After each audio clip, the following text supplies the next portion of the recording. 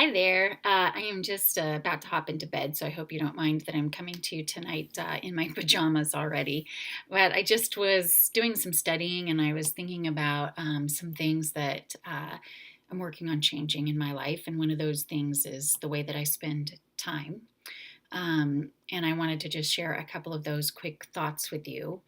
I think as women, we have a tendency to allow a lot of outside forces to kind of dictate the way that we spend our time, and that's one of those things that I'm working on. So I I don't know if you do the same thing, but we tend to want to please people, right? As women, we're people pleasers, and so we don't say no to anything when the PTA needs you, or your kids need you, or your parents, or your neighbors, or your friends, or your husband, or all of these outside forces are coming in and they're all wanting to take a chunk of your time. And you have this little pod of time over here already set aside for the things that are important to you. And all of these things come in and they eat away at this time, and they kind of push it out. Like the world just has brought in all of these outside things, and they've pushed on the boundaries of your time until the way that you want to spend your time is gone. And now you're spending your time the way the world wants you to.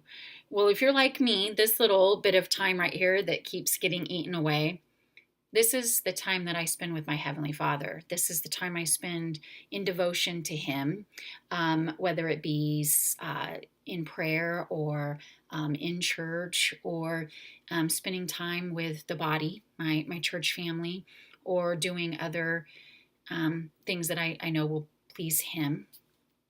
And this has become, sadly, my luxury time, right? So I'll give you a quick example. Like when I like to get my nails done, and it's an important thing to me, but I enjoy it, but it's a luxury item because it's expensive, right? So when my family has other things that are drawing our resources, sometimes I have to give up getting my nails done, right? And that kind of makes sense because we give up luxury items when other more important things come in. And as Christians, our devotion to our Heavenly Father um, is not just our greatest duty, but it is our greatest and our richest privilege. And so I wonder if, because of that, we sometimes see it as a luxury item. And so we find it easy to let go of when other forces are coming in and making demands on our time. If our time with Heavenly Father is seen as a luxury, then it's disposable, like getting your nails done, or getting your hair colored, or buying a new pair of shoes. And we need to rethink that.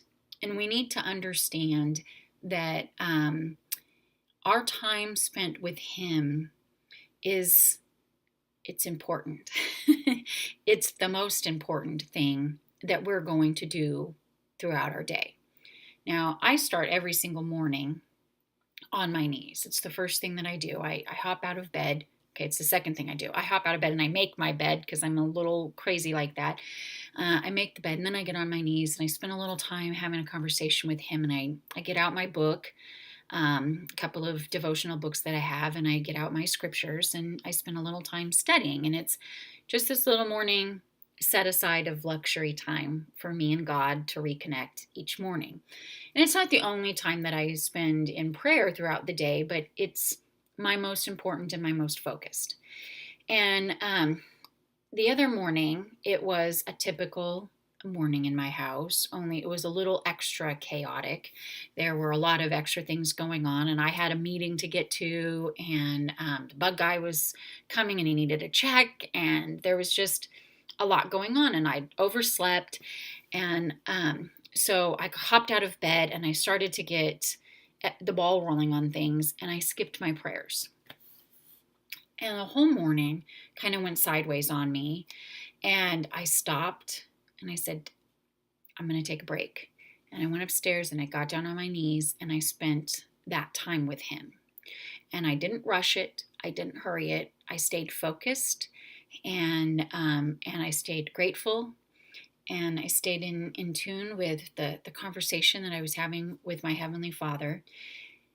And when I wrapped everything up, I went back downstairs, and my boys, who were 9 and 10 years old, had brushed their teeth without being asked, found their shoes and socks, put them on their feet, laced them up and tied them, packed their own lunches, including something nutritional, and packed their own backpacks and were waiting by the front door ready to leave.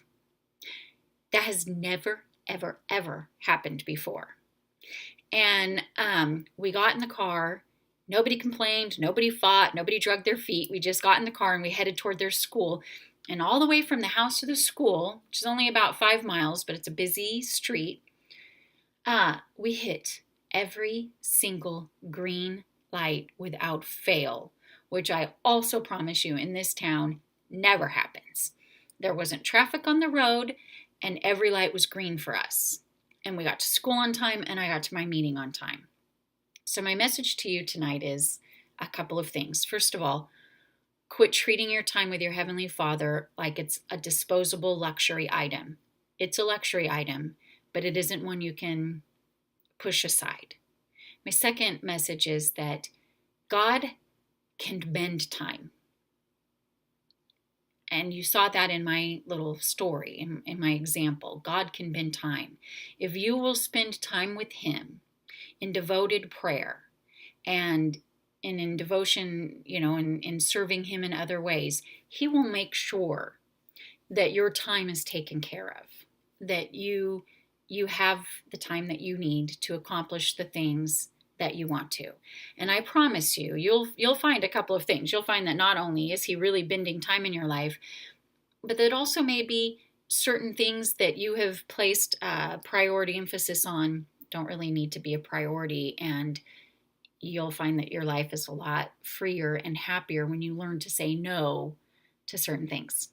So I hope you'll try to experiment with this in your own life, and that you'll see God work His wonders with your time. And I hope that you will take a moment to comment below so that I can hear what's going on in your life, and check back with me later. And I'll talk to you soon. Thanks.